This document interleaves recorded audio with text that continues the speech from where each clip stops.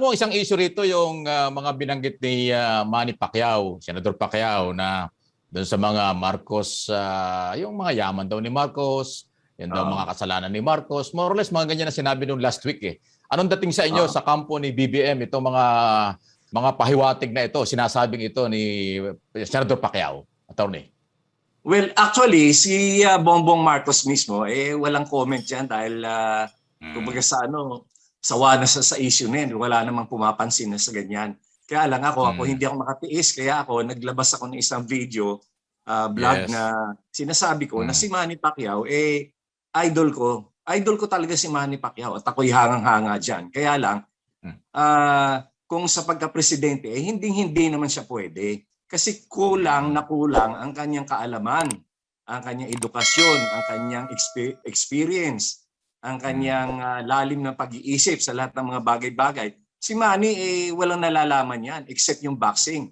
Kung matatandaan mo, noong ini-interpellate siya ni Senator Drilon at noong meron siya gina-justify na yung pag-increase daw ng ad valorem taxes, sinabi niya, let's add the increase. So, pwede ka ba naman magkaroon ng ganyang presidente, no? Hindi ko nilalait o nililibak si Manny. Kaya lang, dapat naman ay lumagar tayo sa tamang kalagyan. Ipapahamak mo naman ang Pilipinas, ang sambayan ng Pilipino, kung ang magiging presidente ay kagaya ni Manny Pacquiao. Nakita mo nga, hindi siya makapagsalita ng tama. Hindi siya kahit may advisor pa yan, kung yung mismong ina-advise sa kanya, hindi naman niya nalalaman, hindi rin, wala rin lalabas na magandang salita sa kanya. Lalo na sa gawa. Dahil ang presidente ay ang pinakahuling nagdidesisyon sa mga bagay-bagay. Kahit na 5,000 ang advisors mo na nakapaligid sa iyo, kung ikaw mismo ay hindi mo naiintindihan yung bagay, hindi ka makakagawa ng desisyon. Correct. At saka yung sinasabi niya na ibalik yung mga nakaw na yaman ng mga Marcos, na mag-sorry, ganyan. Lumang tugtugin na yan. Sigurading turo lang sa kanya yan ni Coco Pimentel. Dahil alam niyo naman si Coco Pimentel, yung kanyang ama ay founder ng PDP Laban at yan ay laban na laban kay Marcos. Dapat niyang maintindihan, lahat ng kaso ng mga nakaw na yaman na sinasabi nila ay na-dismiss na. Sa kabila ng lahat na ang Sandigan Bayan mostly ay mga appointees ni Cory, appointees ni FBR at appointees ni Noynoy. Kung sa tahasang pananalita, ang Sandigan Bayan ay kontrolado ng mga Aquino.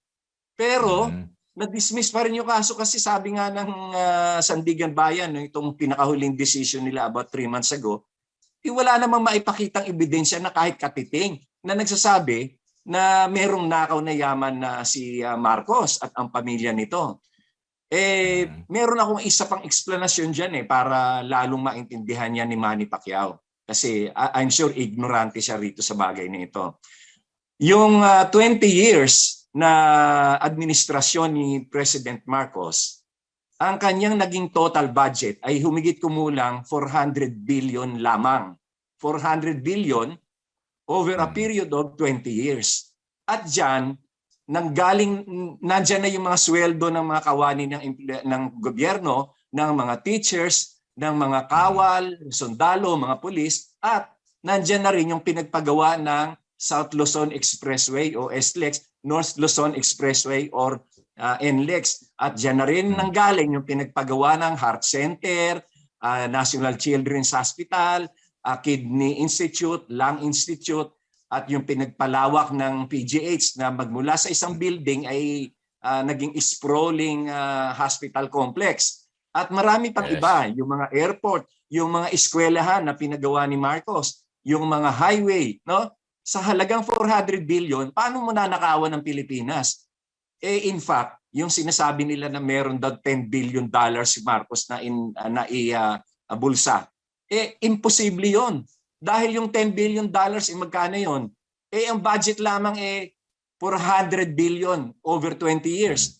Even assuming na walang pinagawang hospital, walang pinagawang kalye, walang pinagawang highway, walang pinagawang pantalan, walang airport, walang sinweldohan ng mga sundalo, walang mga sinweldohan ng mga teachers at mga empleyado ng gobyerno, eh di kulang pa rin yung 400 billion para makaipon ka ng $10 billion. Ngayon, ikumpara natin yung panahon ni Cory Aquino. Ang naging budget ni Cory Aquino sa loob lamang ng 6 na taon ay umabot ng 1.3 trillion, ha? Times 3 nung budget ni Marcos. And yet, ano ang napagawa ni Cory Aquino? Ano? Iisa lamang, yung Ortigas-EDSA flyover. Yung isang side lang, yung from Makati to Green Hills. Kasi yung sumunod, yung sa huli, ay during the time of Erap Estrada natapos yun. Oo. Kaya nasan yung ninakaw kung ano? Paano mo nanakawan ang isang kaban na wala namang laman? Eh naubos nga doon sa mga proyekto eh. Imagine, if we are going to put up those infrastructure today, eh kulang dyan yung 400 billion pesos. O ay mabuti nga noong panahon na yun napagawa. Eh alam mo kasi ang mga Aquino, tutol na tutol sila sa mga infrastructure development. Kasi para sa kanila, kung gusto mong magpunta ng Baguio, maglakad ka. Kung gusto mong magpunta ng Batangas, maglakad ka. Kasi hindi naman nakakain yung simento ng kalsada. Hindi nakakain yung tulay na bakal. No? Kaya wala silang isip sa progreso. Ang gusto nila, Stone Age pa rin ang bansa. Kita mo nung panahon ni Noynoy, lahat ng proyekto ni Gloria, pinatigil niya. So sino nagsuffer? Yung mga tao uli. Mabuti na lamang talaga at si Presidente Duterte ay itinuloy itong mga ito. Kaya napapakinabangan natin ngayon yung mga infrastruktura sa panahon ni Presidente Duterte nangyari. Okay. Kaya yung sinasabi ni Manny Pacquiao. Okay. Okay. Yung sinasabi ni Manny Pacquiao. Oo. Okay, yung sinasabi nga ni Manny Pacquiao, ano ito talagang naging parang luma na nga itong isyong ito, nagiging ginagamit lang parang propaganda, politika lang talaga ito. Oo, Mike, at yan naman ay halatang halata na turo lang sa kay Manny Pacquiao yan. Dahil unang-una, wala namang kamalayan si Manny dyan eh. Ibig sabihin ay Yes. wala. Wala yung video ni attorney. Attorney? Oo, ayan. Ang nangyari kasi diyan ay si Manny Pacquiao ay isang ignorante sa mga bagay na yan. Yan lahat ay sulsul ni Coco Pimentel. Kahit na... Okay. Ang maganda naman dito, attorney, si Senador, dating Senador Bongbong Marcos, hindi naman siya sumasagot na, no? Parang nasanay na sila ng may mga ganyan. Sabi nga nila, parang lumang issue na binubuhay lang every time na magkakaroon ng eleksyon. Parang ganon, attorney. Oo. Pero kasi this time, this is a presidential election. So, ako bilang supporter ni Bongbong Marcos, hindi ako makakatiis na hindi sagutin yan. Dahil alam mo naman, kahit paano, mayroong mga nakikinig dyan kay Manny Pacquiao at baka naman maloko pa nila yung taong bayan. No? Hindi pwedeng patuloy nilang niloloko ang taong bayan. Okay, attorney, bago ko ipasa kay Jade, kay partner, habol ko lang kasi alam ko ikaw yung, di ba, sumulat ka dito sa local naman muna tayo, Quezon City, taga Quezon City ka rin eh. Itong overpriced sa food pack, alam ko, nag-file na ba kayo ng kaso against Mayor Joy Belmonte? Malapit na, Mike. Malapit na ako mag-file. Oo, anong nangyari dyan? Okay. Binibigyan ko sila ng 15 days na sagutin yung aking sulat at 15 days to provide me with the copies of the documents that I requested. Kasi under an executive order of the President sa yung Freedom Information Act ay yung FOI. Pagka ang isang bagay ay hindi nila naibigay in 15 days, pwede na ako magdemanda. Hinihintay ko na lang na maging lumipas yung 15 days. Oo. At anong kaso? Anong kaso, attorney? Graft and corruption yun, Mike. Plunder yun. Actually, non-bailable yan. Kasi alam mo, ganito yan eh.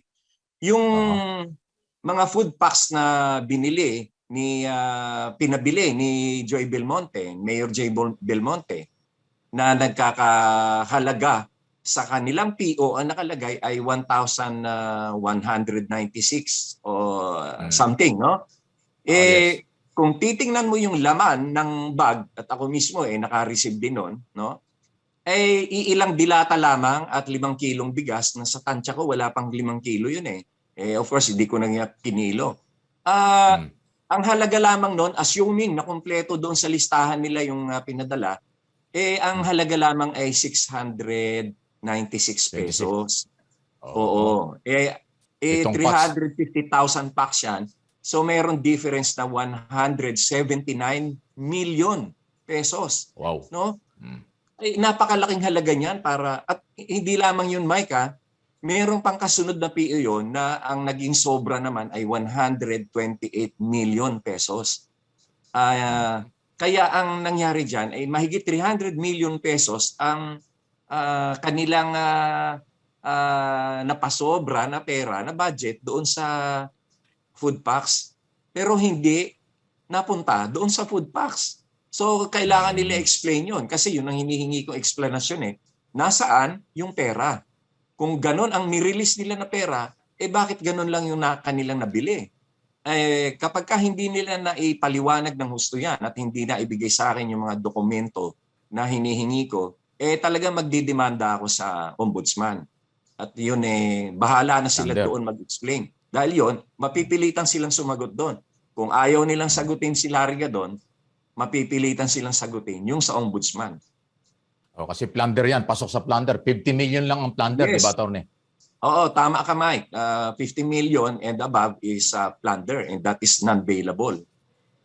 Nako. At napakahirap Anyway. i-explain nun. Kung ang difference sana, mga 2 o 3 milyon lang, baka sakaling pwede mo pang ipaliwanag. Pero kung ang difference Ayan, nakita mo yan, no? Nakita mo yung yan lumalabas, ayan pala, 179. Ayan. Yan, 636 pesos. Oo. Ang Oo. halaga. Oo. Ayan, di ba? Yan, Mike, retail pa yan, ha? Kung bibilhin mo ng wholesale yan, dahil kasi 350,000 pieces, bawat isa, meron pa nga dyan, 3 lata, di ibig sabihin, kung kinuha mo ng wholesale yan, mas mura yan. Mas mura pa yan by about 5 to 7%. So, parang volume. Ibang presyo pag volume. Oo. Okay. Maaring umabot Bigat na ng ko, 10% ang discount. Pero ganito, attorney, inaangguluhan ng kampo ni Mayor kasi para yung isang araw, nung kailan lang na-interview yung attorney Casimiro, yung office, legal officer ng Office of the Mayor, parang inaangguluhan, politika lang daw ito. Ano man masasabi mo ron? Hindi ka naman kandidato sa Quezon City. Kandidato ka sa national. Oo. Ano yan, Mike? Hindi mo pwedeng sabihin politika lang yan. Numbers yan eh. Pera yan. Yes. Isagot nila yung pera din or yung numbers din. Hindi yung sweeping statement na politika lang yan. Sa buong taon ay tayo ay pinapaandar ng politika. So kung ngayon ako magsalita, hindi na politika yan. Ang kailangan ko dyan ay yung numbers, yung figures, at explanation. Oo. Okay. Kaya hindi ko naman kalaban si Joy. Hindi naman ako tumatakbo bilang mayor ng Quezon City. Ba't naman nila masasabing politika yan? Senador rin na posisyon. Anyway, attorney, si Jade may mga dagdag na tanong. Partner, si attorney ka doon. Yes, follow up lang po, attorney, doon sa issue lang po ni dating Senador Bongbong Marcos. Ito bang patuloy na paninira baga sa kanya ay malaking bentahe ho ba sa kanyang kandidatura sa pagka-pangulo? Baga lumalakas po ba siya lalo o humihina dahil po sa mga paninira na laban sa kanya? Sa tingin ko, Jade, ay lumalakas lalo. Sapagkat ang mga Pilipino ngayon ay namulat na sila pala ay pinaglololoko at brainwash at inindoctrinate sa mahabang panahon ng mga Aquino at ng mga Dilawan. Ngayon nila napagtanto na hindi pala naman totoo yung mga sinasabi nila na nakaw na yaman dahil napagdidismiss yung mga kaso eh. At yung sinasabi nila na mga martial law victims, wala naman. Wala naman talagang humarap na mga martial law victims para magsabi na naging biktima sila. I-explain ko yan mamaya sa isang kaso. At yung sinasabi nila na mga violations of human rights, mga ganyan, paano ba naman ako nung panahon na yon, buhay na buhay ako, no? Mm. Nag-aaral ako ng high school doon sa Far Eastern University. Wala kaming naging problema sa martial law. Yung mga magulang ko, walang naging problema sa martial law. Yung lahat ng pamilya na kaibigan ko, walang naging problema sa martial law. Ang may naging problema sa martial law ay yung mga komunista at mga NPA. Mm. Kasalanan nila yun. Kasalanan ni Joma, kasalanan ni Ninoy. Bakit ba sila nanggugulo? Ang tahi-tahimik ng buhay namin noon, natin, no? Mm. Bakit naman sila nanggugulo? Alam na ngayon, na-realize na ng mga tao na kaya na-declare yung martial law dahil kinakailangan. Dahil gusto tayong sakupin ng mga komunista, nila Ninoy at nila Joma, at in fact, sila pa yung nagpasabog ng granada sa Plaza Miranda kung saan marami ang nasawi at marami ang nasugatan at nasaktan para lamang mapilitan si President Marcos mag-declare ng martial law at isinisi nila actually yung pagsabog ng granada doon sa Plaza Miranda. Yun pala, lumabas ang katotohanan na si Joma Sison palang nagpabomba noon. Kaya even the most famous street parliamentarian during those days, kagaya nila Nilo Tayag, si Bishop Nilo Tayag, kagaya ni Gary Olivar, yan ay mga numero unang mga komunista noong araw na lahat ay nagsibagbaliktaran. Nung malaman nila na si Joma pala yung nagpabomba ng Plaza Miranda, hindi na nila kinaya ng konsensya nila. Kaya sila ay tumalikod sa komunismo at tumalikod kay Joma Sison at kay Ninoy. Ngayon, kung malalaman mo ngayon na si Bishop Nilo Tayag na dating top NPA at saka top Communist Party official, ngayon ay nagbalik loob sa Diyos at ngayon ay naging pastor at siya ay merong simbahan na kung saan ay kanyang binibigyan ng giya o ng guide ang mga tao upang manumbalik sa paniniwala sa Diyos. At si Gary Olivar naman ay naging information secretary pa ni President Gloria Macapagal Arroyo at naging vice president pa siya ng BDO at lahat yan ay tinalikuran niya yung mga ginawa nila Joma at ni Ninoy. Kasi mga kaibigan ko sila naging kaibigan ko sila nitong bandang huli at bago mamatay si Gary Olivar talagang naging very close kami niyan at sinasabi nga niya na yung panggugulo ni Joma noon at ni Ninoy, yun ang talagang pinakamalagim na yugto ng buhay nila, na naloko sila. Oo. So, ibig sabihin po, Attorney, kahit na sinisiraan na si dating Senador Bongbong Marcos, yung mga Marcos loyalist o mga supporters ay andyan pa rin na hindi po sila nawawala. Patuloy pa rin nadagdagan. Nadadagdagan pa, Jade, kasi yung mga kabataan ngayon na merong access sa social media ay nalalaman na nila ang katotohanan. Kasi dati, nung sila yung mga bata pa, binomba yung kanilang isip ng mga propaganda ng libro ng mga komunista na pare at madre at mga komunista na mga teacher na masama ang martial law, hero si Ninoy, bad si Marcos. Binomba yung kanilang kaisipan. Pero ngayon, na nakakapanood na sila ng mga kakaibang opinion sa social media at yung mismong mga magulang nila nagsasabi na hindi totoo yung mga human rights violations na yan, hindi totoo yung mga nakaw na yaman na yan. Kaya marami ang nadagdag sa mga kabataan na ngayon ay pumapanig kay Bongbong Marcos.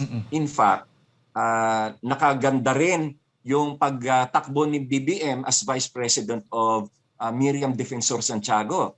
Kasi si Miriam Defensor Santiago ay idolo ng mga kabataan. At magmula nung si Bongbong Marcos ay dinala ni Miriam Defensor Santiago ay nahugasan yung masamang imahe na ipininta ng mga Aquino laban sa mga Marcoses. Ngayon, kung nadagdagan ng mahigit kumulang 5 milyon ang mga supporters ni BBM, ito ay galing sa parte ng mga kabataan na namulat na ang kanilang isipan.